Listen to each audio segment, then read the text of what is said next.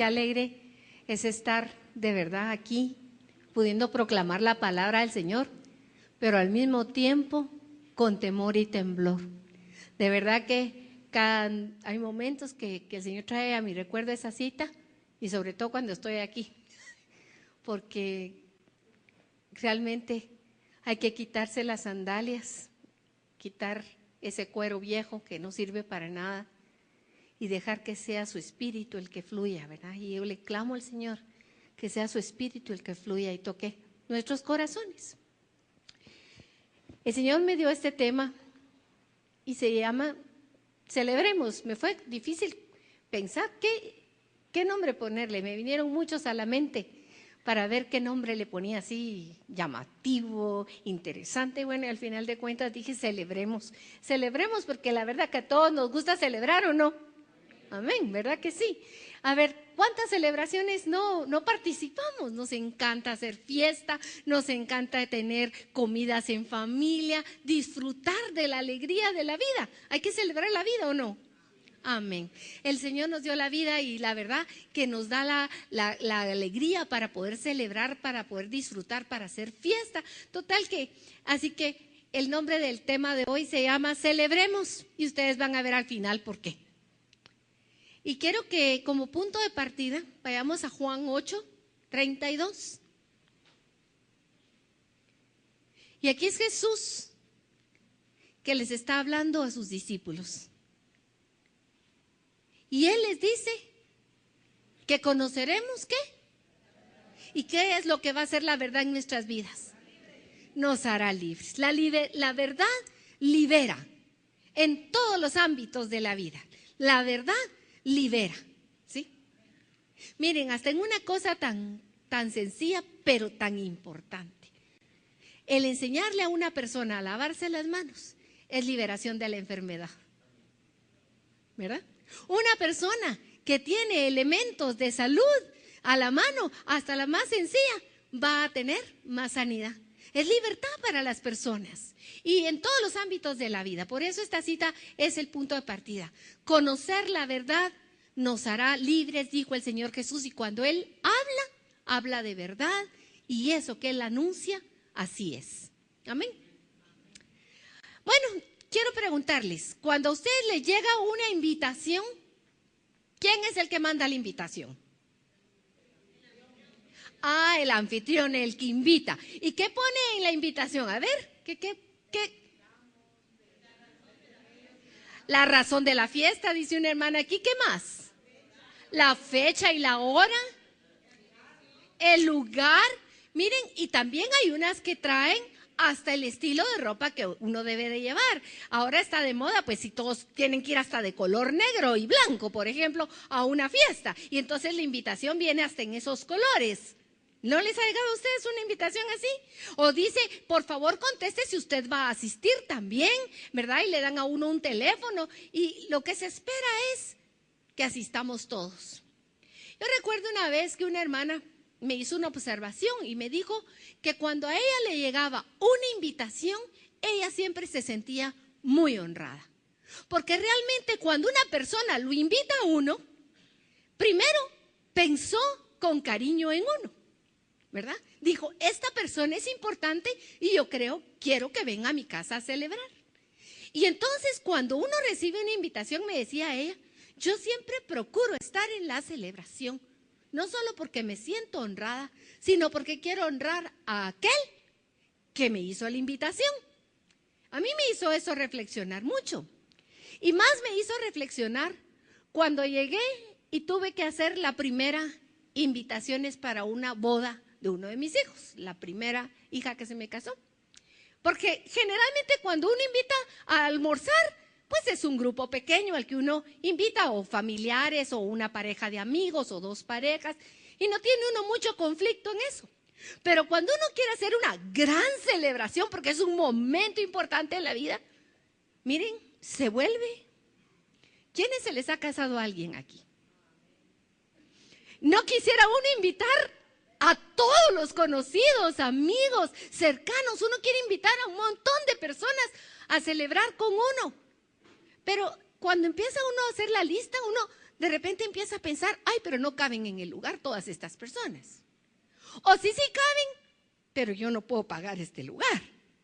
O están muy lejos y no van a poder venir. Bueno, empiezan a surgir una serie de pensamientos y entonces uno tiene que restringir a veces la lista. Y eso de decidir a quién se invita y a quién no se invita, qué doloroso es.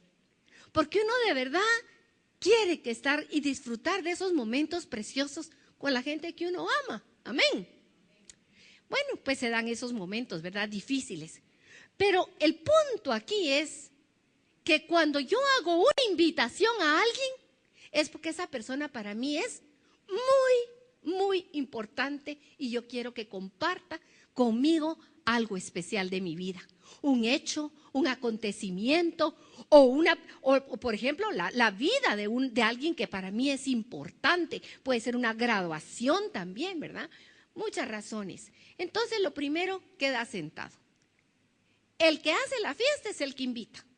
Y él decide cuándo, dónde y cómo se va a celebrar la fiesta. ¿Quedó eso bien claro? Todos lo sabemos. Amén. Primer punto. Y como referencia, porque no nos vamos a hablar ahorita de ello, pero el Señor le dijo a Moisés de varias fiestas que él quería que su pueblo realizara continuamente. Y esas fiestas tenían un propósito. Él quería estar en ciertas épocas del año con su pueblo y quería compartir con ellos muchas bendiciones. Pero la mayor bendición que quería compartir con ellos era que no se le olvidara quién era el Señor de las bendiciones. Amén. Bueno, entonces el Señor instruyó a Moisés sobre estas fiestas. En Éxodo 12 vemos la primera vez que el Señor instruye a Moisés sobre esas fiestas.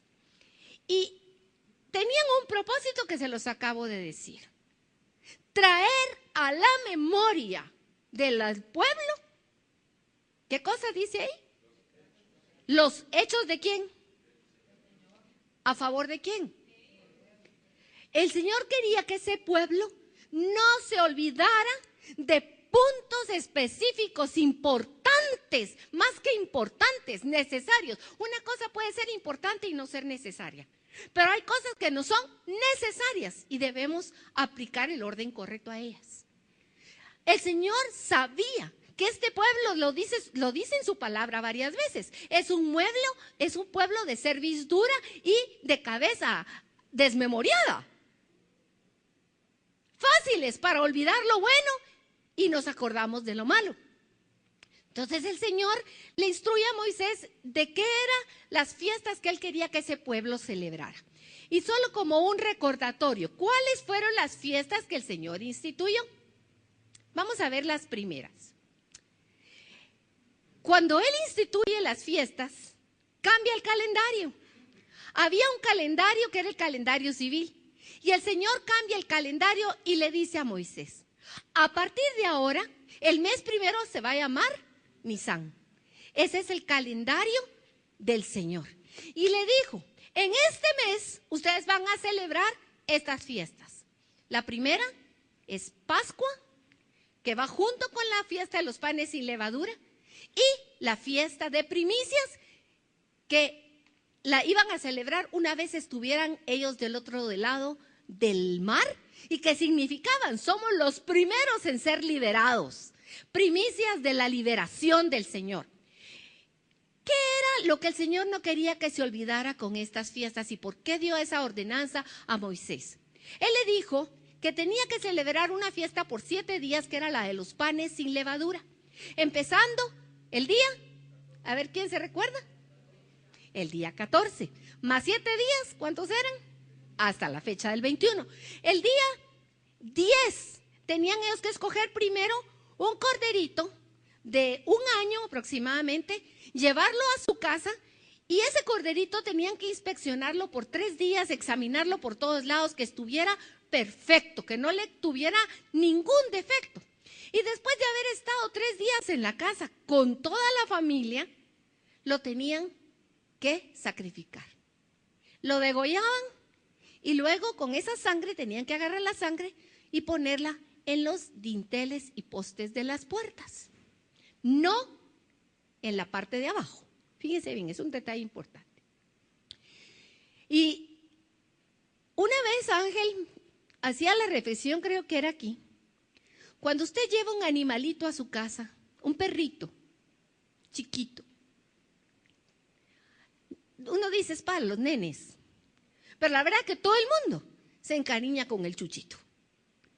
Ahí está el perrito y uno lo soma, uno lo ama y el perrito lo carga a uno. Miren, a mí los animales me gustan, pero verlos de lejos. Pero es resultado que toda la vida estoy cuidando animalitos. ¿Y qué pasa? Que después los llega uno a querer tanto, que son como parte de la familia esos animalitos. ¿Le ha pasado a usted eso? Pónganse a pensar. ¿Ustedes han visto una ovejita chiquita, blanquita, bonita, chiquita? Y que se la lleven a su casa y que ustedes la reciban y la están acariciando durante varios días, dándole de comer, cuidándola. ¿Cómo está uno después de unas horas de estar con el animalito? Encariñado. Y que le digan que usted tiene que matar al animalito y poner la sangre en las puertas de su casa. Miren, cuando leemos la palabra, por eso a veces porque no nos ponemos en el lugar, perdemos la riqueza. Pero miren, eso fue un momento trascendental, porque el Señor les estaba dando aquí una figura de lo que Él iba a hacer en un momento determinado con el Cordero sin mancha, su Hijo amado, no de 3 días que estaba con Él, sino que estaba con Él desde la eternidad en su presencia, el Cordero sin mancha, perfecto. ¿Cuánto ama usted a su Hijo? Y el que no tiene hijos, yo lo he dicho, hasta las niñas cuando jugamos de muñequitas, desde chiquitas ya amamos a los hijos que todavía no tenemos. Y Él estaba hablando de ese Cordero al que iba a derramar su sangre para que fuera puesto sobre nuestra vida, para significar un hecho trascendental. Que el que ha recibido la sangre de Cristo en su vida, tiene sobre él una marca, la marca del Espíritu Santo que nos sella y nos hace hijos de Dios. Y entonces la muerte ya no tiene poder. Ese día en Egipto pasó la muerte sobre las casas de los que hicieron caso y la muerte no tocó a ninguno de los que estaban allá adentro. La sangre de Jesucristo que está sobre nosotros nos asegura que la muerte no tiene ya poder sobre nuestras vidas. Gloria al nombre del Señor Jesucristo. Y tenían que, junto con el Cordero, tenían que hacer el asunto de los panes sin levaduras. Tenían que comer panes sin levadura. La levadura representa el pecado, la contaminación. Y el Señor quería dejarles claro que aquel que se acerca a Cristo, el Cordero que quita el pecado del mundo, tiene que purificarse, tiene que arrepentirse. El Evangelio de Cristo no empieza con que Jesús vino y dijo, yo los amo.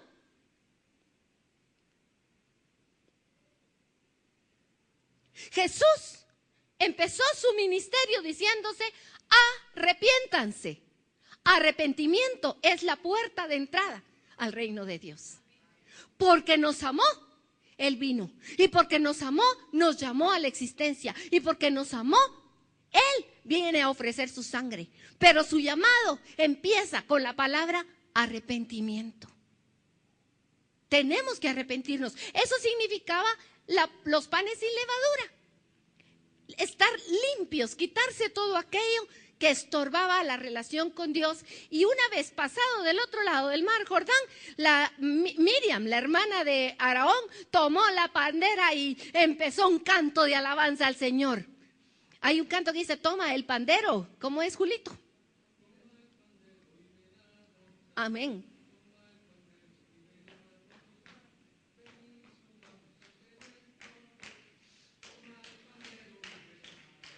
Gloria a Dios. Pues eso fue lo que hizo Miriam. Imagínense, después del otro lado, cuando ya fueron libertados, ustedes se pueden imaginar que venía un ejército atrás, ellos corriendo con sus cabras, sus carros y todo para adelante, y atrás un ejército que se los quería exterminar, y de repente ven el hecho poderoso de Dios, que cierra el mar sobre los egipcios. Pues pobres los egipcios, pero gloria a Dios, dijeron ellos. Nos libró de la mano del faraón. hay otro canto que cantamos aquí, dice, echó a la mar quien nos perseguía, jinete y caballo, echó a la mar, quien nos perseguía, jinete y caballo, echó a la mar, echó a la mar los carros del faraón. ¡Hey, hey! Miren, gloria al Señor. Pero miren, cada uno de nosotros venía un faraón detrás de nosotros persiguiéndonos y machucándonos y destrozando nuestra vida. Y el Señor lo echó al fondo del mar. Y de ahí no sale. Porque está bajo el pie poderoso del Señor Jesucristo.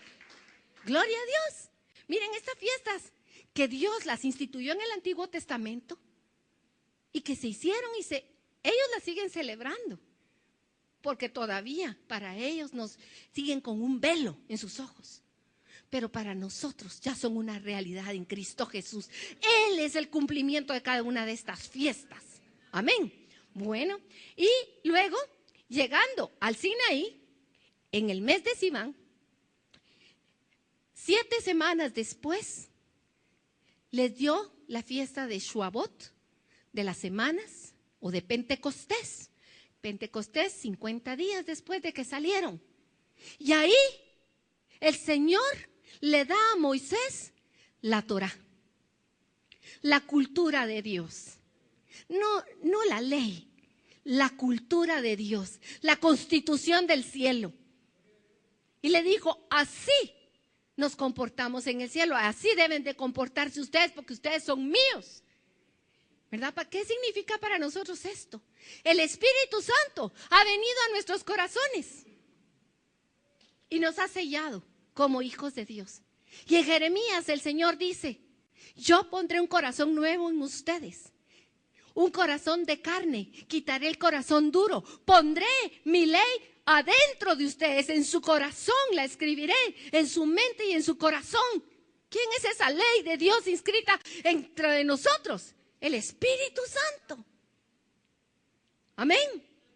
Bueno, vamos viendo cuántas fiestas hasta ahorita. 4. Pero han tenido ya su cumplimiento en nosotros en Cristo Jesús. Amén. Pero quedan aún 3 fiestas que no se han cumplido y que estamos invitados a ellas, mis hermanos.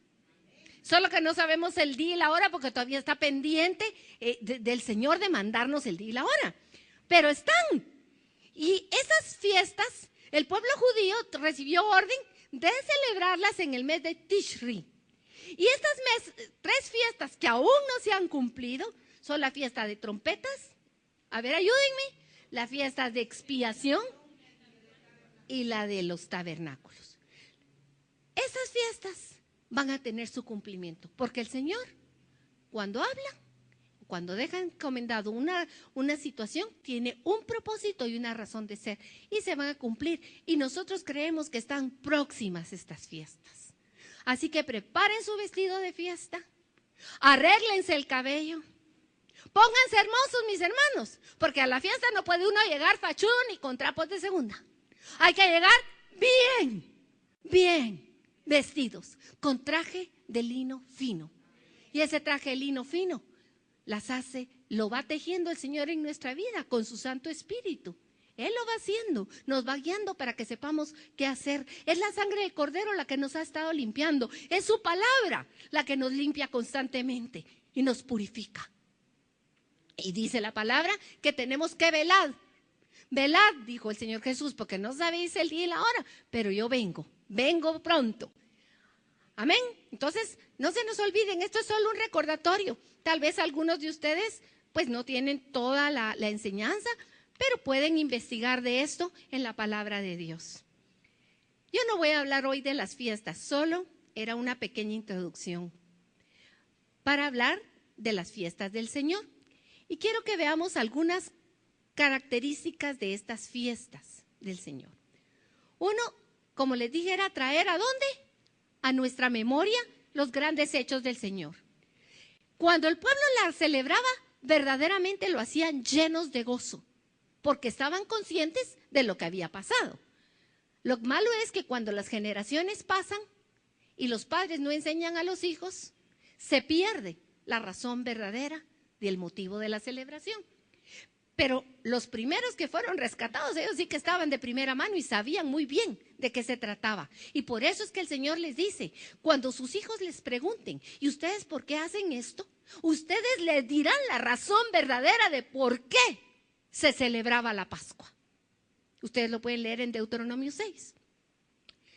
Y dice, también en Éxodo 13:8, dice este asunto, ¿por qué debería celebrarse? Una de las razones, ya les dije, era necesario prepararse, se hacían los sacrificios que tenían que ver con el perdón y la reconciliación con el Señor, y cuando una persona no estaba lista y se le excluía de la celebración, esa persona verdaderamente se sentía dolido en su corazón. Y yo creo que eso lo podemos entender cualquiera. Cuando una persona que nosotros amamos no nos invita, nos sentimos tristes, ¿verdad? Nos duele en el corazón que nos puedan dejar fuera. Pero imagínense si que el que deja fuera es el Señor. ¡Qué terrible! Y hay un caso en la palabra que está relatado que unos hombres habían ido a enterrar a un muerto y entonces no estaban preparados para celebrar la Pascua. Y cuando llegan y es la fecha de Pascua, ellos le dicen, pero Moisés, no es justo que nos dejen fuera, porque a nosotros nos tocó el trabajo de ir a enterrar al muerto. Estoy parafraseando, ¿verdad? Y entonces ellos dicen, bueno, vamos a consultar a Dios. Miren, cuando nosotros sabemos que va a haber una fiesta del Señor, ¿cómo debemos estar? Anhelantes, preparándonos, buscando no quedar fuera, sino ser participantes de esa gracia y misericordia del Señor. Amén. Pero sucede algo y hoy quiero que vayamos y me acompañen ustedes a Primera de Reyes en el capítulo 12 del 26 al 33. Hace unas semanas o meses, que no me recuerdo exactamente la fecha, Tito nos dio una prédica sobre este personaje, pero hoy quiero que nos enfoquemos en el punto que está aquí en Primera de Reyes del capítulo 12. Cuando la tengan me dicen amén. Ay, qué rápidos, yo todavía no. Primera de Reyes 12, ¿ya la tienen? Vamos a leer del 26 al 33. Y dijo Jeroboam en su corazón. ¿Dónde dijo Jeroboam? Mire cómo el hombre platica con uno mismo, ¿verdad? Dijo Jeroboam en su corazón. Ahora se volverá el reino a la casa de David. Si este pueblo subiere a ofrecer sacrificios en la casa del Señor en Jerusalén, porque el corazón de este pueblo se volverá a su señor Roboam, rey de Judá, y me matarán a mí, y se volverán a Roboam, rey de Judá. Y habiendo tenido consejo, hizo el rey 2 becerros de oro, y dijo al pueblo, bastante habéis subido a Jerusalén. He aquí tus dioses, oh Israel, los cuales te hicieron subir de la tierra de Egipto. Y puso uno en Betel y el otro en Dan. Y esto fue causa de pecado, porque el pueblo iba a adorar delante de uno hasta Dan. Hizo también casas sobre los lugares altos e hizo sacerdotes dentro del pueblo que no eran de los hijos de Leví. En otras palabras, que no eran sacerdotes. Entonces instituyó Jeroboam fiesta solemne en el mes 8, a los 15 días del mes, conforme a la fiesta solemne que se celebraba en Judá, y sacrificó sobre un altar. Así hizo en Betel, ofreciendo sacrificios a los becerros que habían hecho. Ordenó también en Betel sacerdotes para los lugares altos que él había fabricado. Sacrificó pues sobre el altar que él había hecho en Betel a los 15 días del mes 8, el mes que él había, ¿qué dice ahí? Por favor, lea bien en su Biblia. El mes que él había inventado de su propio corazón e hizo fiesta a los hijos de Israel y subió al altar para quemar incienso. Solo como un recordatorio, Salomón perdió el reino a causa de su desobediencia, pero no lo perdió Salomón directamente, sino su hijo Roboam. Y fue dividido. Roboam le quedaron 2 tribus y Jeroboam 10 tribus que fueron al norte. Y este Jeroboam tenía promesa de Dios de que si oía correctamente la voz de Dios y hacía las cosas como había hecho David, él lo iba a asentar como rey y que iba a prosperar en todo. Pero aquí vemos un Jeroboam que se le olvidó la promesa de Dios y que en su corazón, su propio corazón, ¿qué hizo? Lo engañó, lo metió en miedo, en temor de perder el poder, en el temor de perder la vida si los otros se le iban. Nada de eso hubiera sucedido si él hubiera sido obediente. Pero totalmente desobedeció. Desobedeció a la voz del Señor. Y miren, yo le puse las artimañas de Roboam porque verdaderamente fue mañoso para hacer las cosas en contra de la voluntad del Señor. Y hay 3 cosas específicas que quiero que notemos aquí que hizo Roboam. La primera, estableció nuevos centros para el culto que rivalizaran con la ciudad santa de Dios, con Jerusalén. Eso fue lo primero. Puso un becerro de oro en Betel y otro en Dan. Además, ordenó su propio sacerdocio cuando el Señor había establecido que los hijos de Leví eran los que estaban apartados para él. Nada de más. Y dispuso, bueno, venga usted para acá, usted y usted y usted, así nombró al dedo a quienes iban a ser sus sacerdotes en esos centros de culto, y además le cambió la fecha a la fiesta instituida de los tabernáculos. Ya no iba a ser en Tishri, sino que un mes después. ¿Se dan cuenta? Tómenlo bien en cuenta y dejémoslo ahí.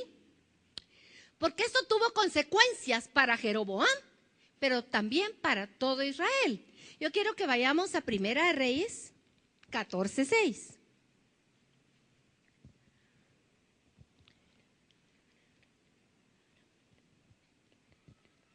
¿La tienen? Gloria al Señor. Cuando Ahías era el profeta, oyó el sonido de sus pies al entrar ella por la puerta. La que entró por la puerta del profeta Ahías fue la esposa de Jeroboam, que Jeroboam la había mandado para preguntar, y ahora vamos a ver qué dice Dios. Pero la mandó de incógnita. Y entonces cuando Ahías la oyó que entró por su puerta, dijo: entra, mujer de Jeroboam. ¿Por qué te finges otra? He aquí, yo soy enviado a ti con revelación dura.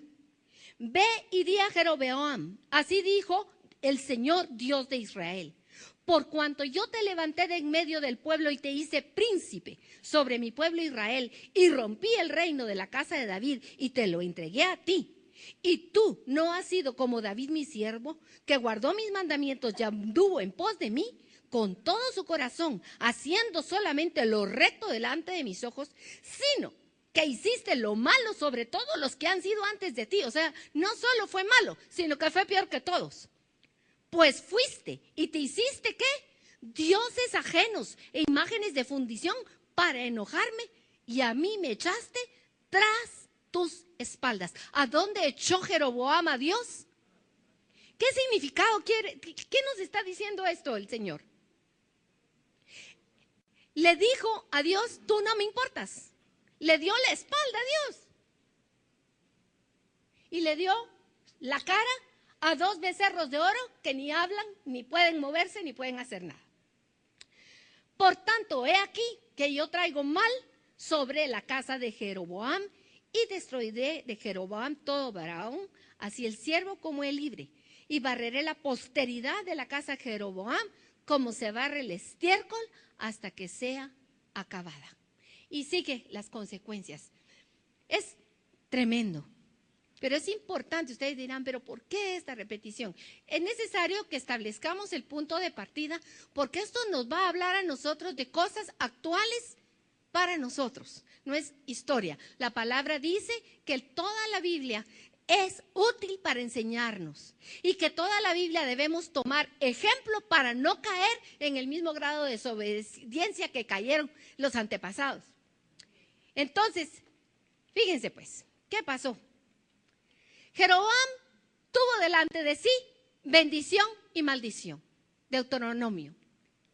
Dice, yo pongo delante de ti bendición y maldición, escoge tú pues. Y Dios agrega, escoge tú pues la bendición para que te vaya bien, para que tengas todo, para que seas feliz. Pero Jeroboam escogió, tenía delante de él bendición y maldición. ¿Y escogió qué escogió? Maldición. Escogió hacer un culto al Señor, pero no era al Señor en realidad. Era un culto según él quería y como él quería y donde él quería, no como el Señor había dicho. Y en Segunda de Crónicas 11:15 vemos que el Señor dice que a quien le estaban ofreciendo culto en realidad no era a Dios, sino que a los demonios. Y así muchas personas estamos o están engañadas pensando, pero si estamos ante el Dios verdadero y les estamos ofreciendo un culto verdadero al único Dios.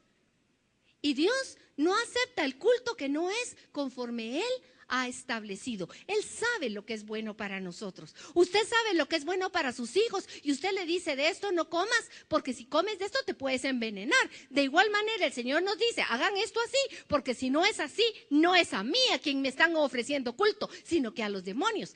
Tomen la cita, Segunda de Crónicas, capítulo 11, 15, 16 y 17.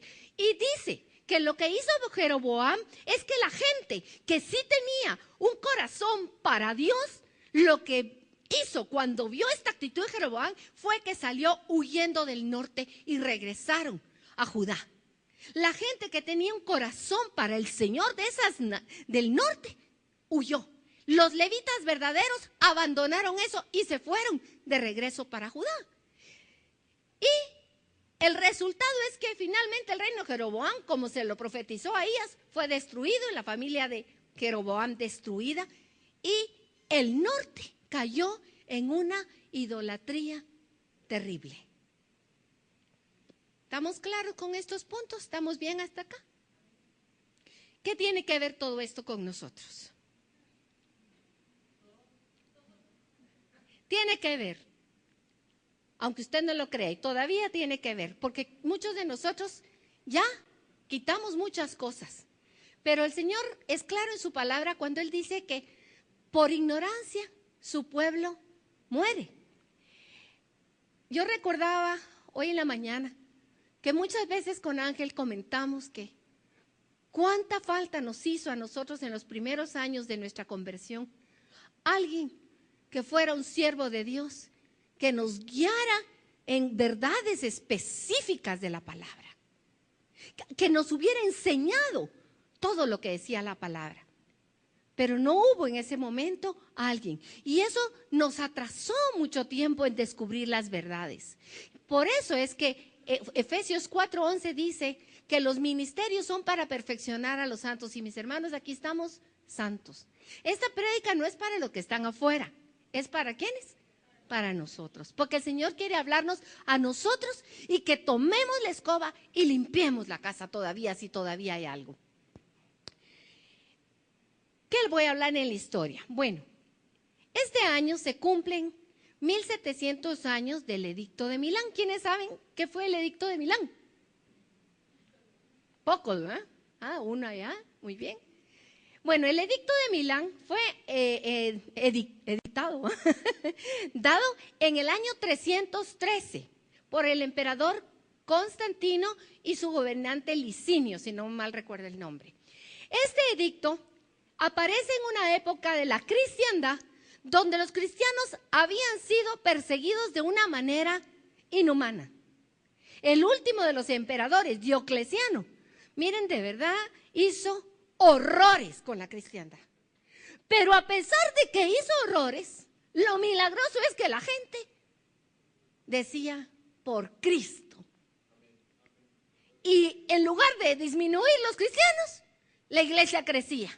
Y en lugar de hacerse débiles, los cristianos se fortalecían. Es la iglesia del primer amor. Estaban con un fuego en su corazón por las cosas del Señor, que iban a los circos romanos y ahí, enfrente de todo, les hacían cosas espantosas. Y miren, y ellos morían alabando y glorificando el nombre de nuestro Señor Jesucristo. Amén. Desde el principio, con Esteban, el primer mártir. Pero murió levantando los ojos al cielo y viendo ahí al Señor sentado en su trono. Gloria a Dios, nos emocionan. Pero miren, ¿qué pasa con este? Este edicto no hizo la religión católica oficial, no. Él lo único que hizo con esto, cuando hablo católica es universal o el cristianismo, no lo hizo oficial, sino que él lo que dijo es, bueno, se acabaron las persecuciones, ahora que todos hagan la religión que quiera y que todos los dioses nos ayuden, dijo Constantino, porque Constantino no era cristiano. Constantino era un emperador que rendía culto al dios Sol. Y a él como emperador no le convenía tener un imperio dividido. A él le convenía más que todos estuvieran de acuerdo porque así es más fácil gobernar, ¿o no? Es más fácil gobernar cuando toda la gente está de acuerdo que cuando hay un montón de bandos dentro de un pueblo, dentro de una nación. Es imposible porque no se pone nadie de acuerdo. Entonces este edicto le favorecía a los cristianos en una manera porque se acabó la persecución, pero sobre todo le favorecía a Constantino porque le ayudaba a gobernar de una manera mejor el imperio que él tenía en ese momento. Miren, y es la primera vez dentro de la historia del cristianismo aquí, en esta época, cuando un emperador se declaraba cristiano. Porque al final de la historia dicen, y por eso puse entre signos de interrogación, genuino o no. Porque él se declaró cristiano, pero ¿realmente lo fue? No sabemos. La verdad es que ahí sí que como dice la palabra, por sus frutos los conoceréis. Y ya les voy a hablar de algunos de los frutos de este emperador, además que se bautizó hasta el último momento. Él dejó el último momento del bautizo ya en su lecho de muerte. Todo eso nos tiene que hablar a nosotros cuál era el trasfondo de este hombre. Pero dejemos eso por un lado. El asunto es que cuando hizo todas las reformas, él definitivamente no era cristiano. Y uno de los efectos que tuvo este edicto es, ahí está lo de su bautismo, que se bautizó hasta última hora, es que él empezó en lugar de la iglesia de ser perseguida, pasó a ser beneficiada, ¿sí? Vino Constantino y una de las cosas que hizo fue empezar a darles privilegios a aquellos que habían vivido en pobreza, en persecución y todo. De repente, de pasar de nada, fueron elevados a ciertas posiciones sociales y de gobierno que incluso tenían hasta poderes civiles.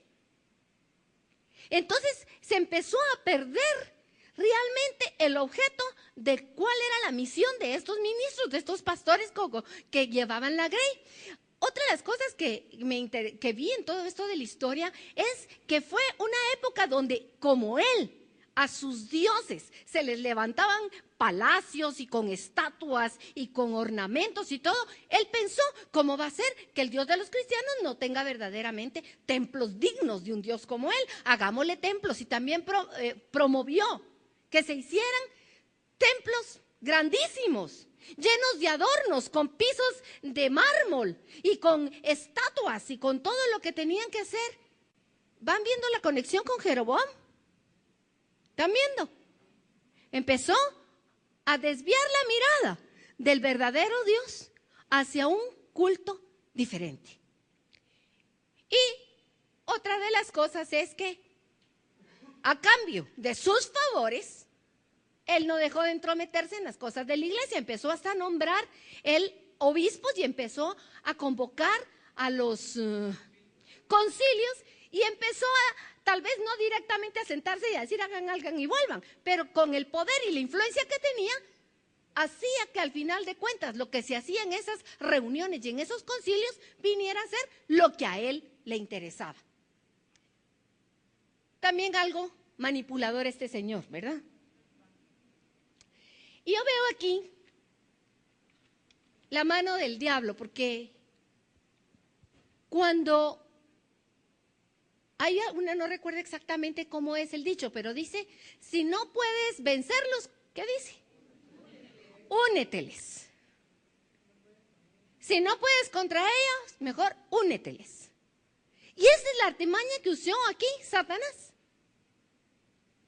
A los cristianos no se les estaba venciendo con perseguirlos y con destruirlos, sino que cada vez eran más fuertes y su amor por el Señor, un amor más lleno de celo. Pero cuando entró esta corriente de comodidad, lo que pasó es que se acomodaron. Ahí fue más allá de solo Constantino. Ahí había una fuerza espiritual moviéndose que quería derribar al pueblo y a la iglesia del Señor. Aquí dice consecuencia, sincretismo. Esta palabra sincretismo creo que la conocemos algunos porque nosotros vivimos en un país de sincretismos. Y sincretismo es dos cosas diferentes que se entremezclan. O pueden ser 3 o 4 o 5, no sé. Pueden ver. Por eso quiero que entendamos este término porque nos vaya a ayudar a entender aspectos espirituales. Con lo que pasó en tiempo de Constantino, el cristianismo se convirtió en una religión de moda.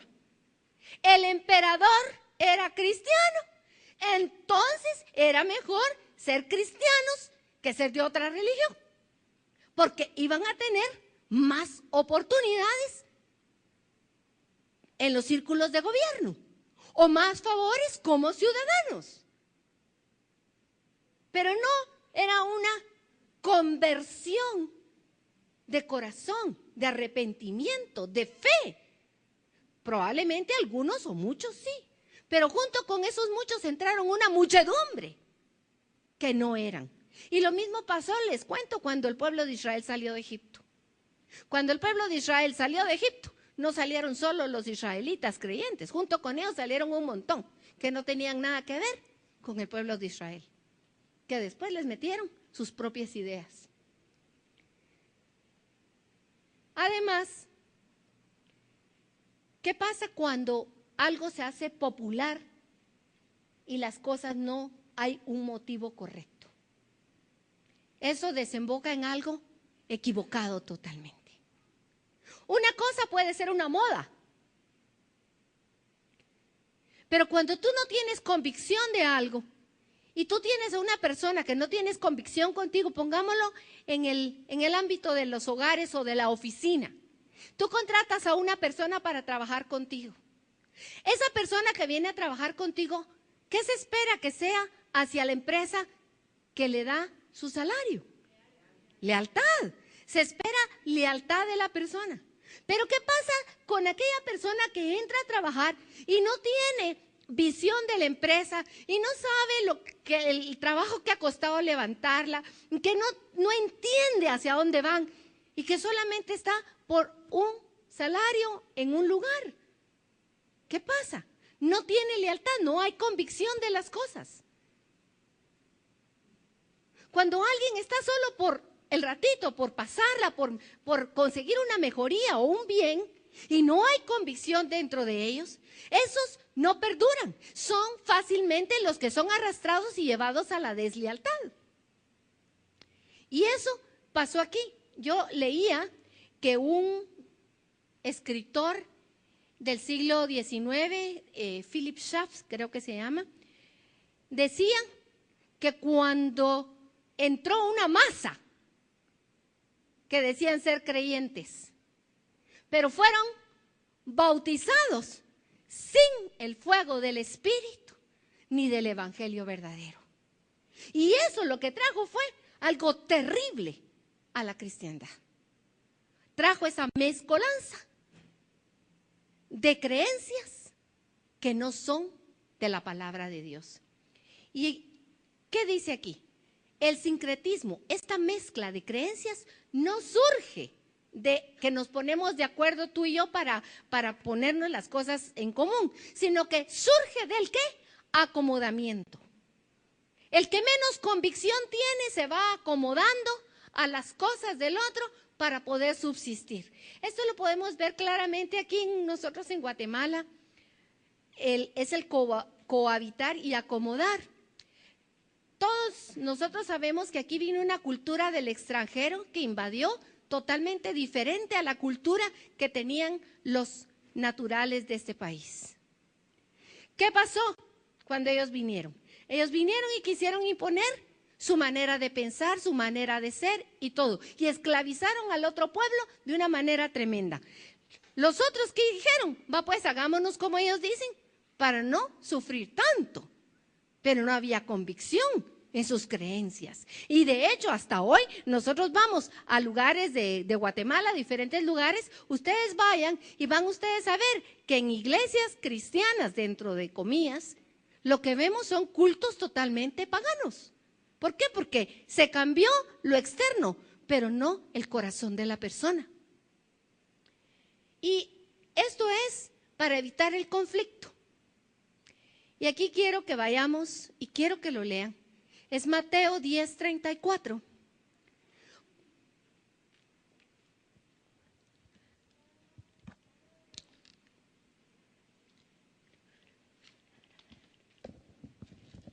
¿La tienen aquí? Léanla en un momentito en silencio. 34 al 35. Y aquí quiero que veamos que Jesús es el que está hablando. No penséis que he venido para traer paz a la tierra. No he venido para traer paz, sino espada. Porque he venido para poner en disensión al hombre contra su padre, a la hija contra su madre y a la nuera contra su suegra. Y los enemigos del hombre serán los de su casa. El verdadero evangelio, el evangelio del Señor Jesucristo, trae en primer lugar una disensión dentro de mí mismo. La palabra entra como una espada que viene a dividir la médula, a separar la médula de los huesos y discierne hasta los pensamientos más profundos que hay en mí. Pero esa misma palabra trae un cambio en mi manera de pensar y en mi manera de vivir que afecta mis relaciones. Y con los primeros que voy a tener conflicto es con las personas que están cerca de mí, mi familia, que todavía no ha tenido esa transformación. Y vamos a entrar en un choque por la verdad del Señor Jesucristo. Por eso Jesús vino a traer la paz con Dios en primer lugar. Pero la paz entre nosotros no puede haber si primero no hay paz entre nosotros con el Señor. Porque la palabra dice claramente que ¿qué comunión puede tener la luz con la oscuridad? No se puede. Pero muchos, por evitar el conflicto, se acomodan y cohabitan, con tal de poder cohabitar, se acomodan. Y este sincretismo lo que hace es que acepta, supone aceptar la situación de crisis y la afronta de dos etapas, decía el texto, acomodándose y asimilando. Mejor me acomodo bien en la silla y asimilo lo que el otro me quiere decir. Y esto va permeando y permeando lentamente sin que siquiera nos demos cuenta. Y aquí quiero que veamos cómo es que sucede que a través de la historia de la iglesia se mezcló lo pagano con la verdad de Dios y hubo esta mezcla, este sincretismo, que lo que trajo fue una acomodación para poder cohabitar unos con nosotros. Primero, se forma un hábito. Un hábito es un modo de conducirse adquirido por la repetición de actos, como lavarse los dientes. Usted empieza a lavarse los dientes desde que su mamá le da un cepillo de dientes que usted ni se acuerda cuándo se lo dieron. Y ella le dice en la mañana, al mediodía, en la noche, y si está su papá también, él refuerza. Y total que de repente uno, hasta dormido, se levanta y se lava los dientes. ¿Sí o no? Eso es un hábito, es algo, una repetición de algo por hechos y hechos que al final de cuentas uno ya no sabe ni cuándo fue que empezó a hacerlo uno por primera vez. Y ese hábito se convierte en una costumbre que es lo que les decía, me levanto hasta dormida y me lavo los dientes, ya es mi costumbre lavarme los dientes. Pero esta costumbre, en algunos casos, se vuelve lo que llamamos la tradición. Y aquí vienen las tradiciones familiares, las tradiciones nacionales, las tradiciones religiosas, las tradiciones en todo sentido. Cosas, hay un chiste, yo creo que ya lo he contado aquí, pero lo voy a volver a repetir porque es una buena ilustración. Llega la joven y está haciendo una carne. Y entonces la receta inicia, se coge la carne y se parte por la mitad. Y después seguía todas las demás instrucciones del guiso. Y un día se le ocurre al esposo preguntarle, mira, ¿y de dónde será? ¿Cuál será el secreto de partir la carne por la mitad? Ay, no sé, le voy a preguntar a mi mamá. Y van con la mamá y le pregunta a la mamá, mami, ¿cuál es el secreto del tal receta que hay que partirle a la mitad? Pues yo no sé, mija, tu abuelita me la enseñó así. Entonces preguntémosle a la abuelita cuál es el secreto. Van con la abuelita y le preguntan, abuelita, ¿por qué hay que partir la carne? ¿Cuál es el secreto? ¿La pone más suave, le da más sabor? ¿Qué? Ay, no, mija, lo que pasa es que en ese tiempo solo tenía un sartén chiquito. Y entonces, por eso dice la receta, se parte la carne por la mitad. Miren, a veces estamos haciendo cosas que no entendemos el origen, la razón y el por qué se hacen, pero las seguimos haciendo, porque así se le enseñó mi abuelita a mi mamá me la enseñó a mí, yo así se le enseño a mis hijos. Y a veces viene de muchas generaciones, muchísimo más atrás, y hacemos cosas porque así las hace todo el mundo. Pero que las haga todo el mundo, o que así la haga mi abuelita, o así la hacía mi tatarabuela, no quiere decir que sea la forma de Dios. Y de ahí surge muchas fiestas, que son su origen, lo tienen en estas costumbres que no tienen nada que ver con la palabra de Dios. Nada. Yo no voy a hablar aquí de ellas porque sería muy largo hablar de cada una y decir su origen, pero en la hoja del trabajo que yo hice de investigación, ahí dejé algunos resúmenes para que el que quiera estudiar el tema lo pueda tomar en la página web y estudiar un poquito más a fondo. O usted puede ir, hoy hay muchos medios, hay muchas enciclopedias, o está el medio de la página web donde usted puede profundizar un poquito y tener más sustento de cuáles son los orígenes de esas fiestas. Pero lo que me interesa es que nosotros quedemos claros de cómo algo que no tiene nada que ver con la palabra de Dios se puede hacer una tradición y una manera de vivir de los cristianos que por ignorancia de la palabra de Dios pueden estar haciendo lo que no es grato a nuestro Señor. Amén. ¿Se recuerdan que antes había unas señales en las cruces de los ferrocarriles cuando todavía pasaba el ferrocarril por las calles de Guatemala? Y decía, alto, mire, porque tenía uno que voltear a ver a los dos lados, oiga, por si viene el tren, ¿verdad? Bueno, y en ese entonces sí daba tiempo, porque el tren era... daba requete tiempo. Ahora sí no da tiempo, porque si usted se va a España o va a París o cualquiera de esos donde están el AVE o esos grandes trenes que van hasta en el aire, cuando usted voltea a ver ya le pasó el tren encima. Por eso usted no tiene que atravesarse por las vías, ¿verdad? Hay lugares especiales. Pero aquí sí teníamos estos que decían alto, mire y oiga.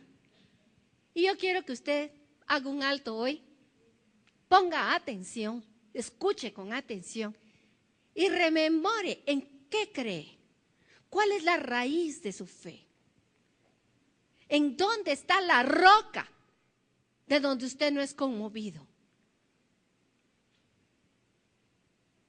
No os desviéis ni a derecha ni a izquierda, dijo el Señor, sino que su mirada fija en quién, en Él, porque en Él principia, en Él culmina nuestra fe.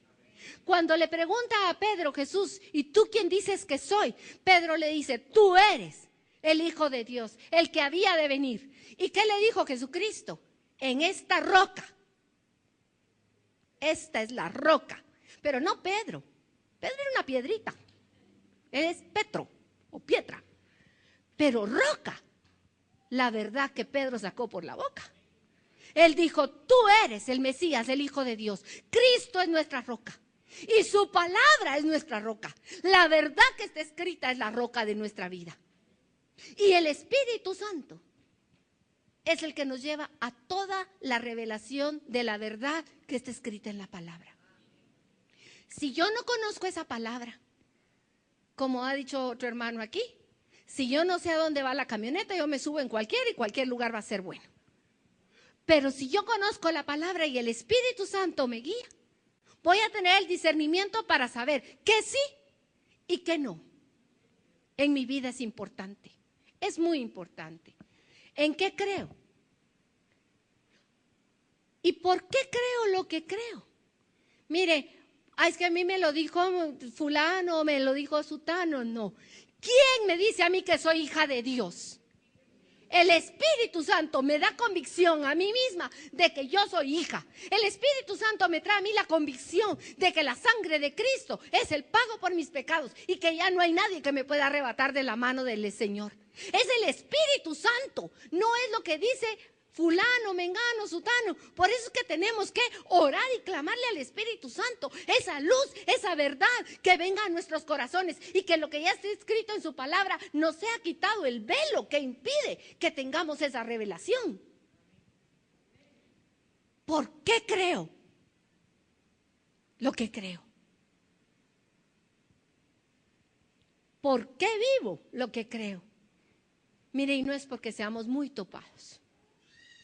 Vivimos en esas verdades porque el amor del Señor fue el que nos trajo a Él. No fuimos nosotros los que lo escogimos. Él nos escogió, Él nos llamó, Él nos buscó, Él dejó su trono de gloria. Él vino por mí y me atrajo así. Y su amor me ha envuelto de tal manera que yo ya no quiero estar en otro lado. Es Él la razón. Es su amor que me da la convicción de dejar. No puedo yo decirle a alguien, mire, deme la receta y dígame que sí y que no. Eso es muchos queremos como que alguien nos diga, usted haga esto y deje de hacer lo otro. Pero yo no se los puedo decir. Es el Espíritu Santo el que por el amor del Señor en nuestro corazón, ya ni esa obediencia, es simplemente que no podemos hacer otra cosa. Porque el amor del Señor nos ha envuelto en su amor. Gloria al Señor y a su santo nombre, bendito sea Él. ¿Y cómo enseño lo que creo? Anota estas preguntas, llévatelas hoy y reflexiónalas. ¿Cómo enseño lo que creo? Porque lo que yo creo, si tengo la convicción de lo que creo, yo no me lo puedo guardar para mí. Porque el anhelo de Dios es que todos se salven y vengan al conocimiento del Señor Jesucristo. Es el anhelo del Padre por cada uno de nosotros. Estaba en una conferencia esta semana y una persona preguntó a un judío, ¿cómo está la situación de las misiones allá en Israel? Y él contestó, miren, a nosotros los judíos no nos interesa que nadie se convierta. Si usted quiere ser judío, está bueno, pero a nosotros, se lo estoy parafraseando, pero a nosotros usted no nos interesa, fue lo que dijeron. ¿Por qué? Porque ellos son una élite donde no quieren a nadie más. Pero el Hijo de Dios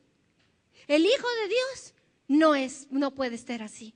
Porque si el amor del Padre está en nuestro corazón, el amor del Padre está clamando por todos aquellos que aún no le conocen. Y por eso no nos podemos quedar callados, tenemos que tirar la red y tenemos que hablar del Señor. Y miren, decir como dijo Pedro, no nos podemos callar. ¿Cómo nos vamos a callar si nos ordenan que no hablemos del Señor? Lo siento mucho. Por eso los misioneros en esos lugares donde matan a los cristianos, ellos no se quedan callados, exponen su vida predicando del amor de Dios que vive en ellos. Y así deberíamos de hacerlo nosotros. Pero nosotros a veces nos quedamos callados para no ofender. Y qué triste, acomodados, dice Ángel. Qué triste.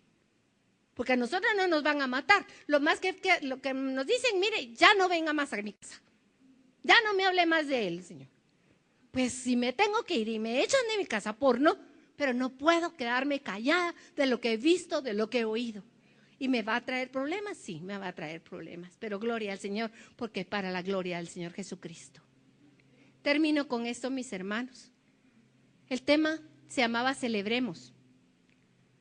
Tenemos muchas razones para celebrar. Muchas razones.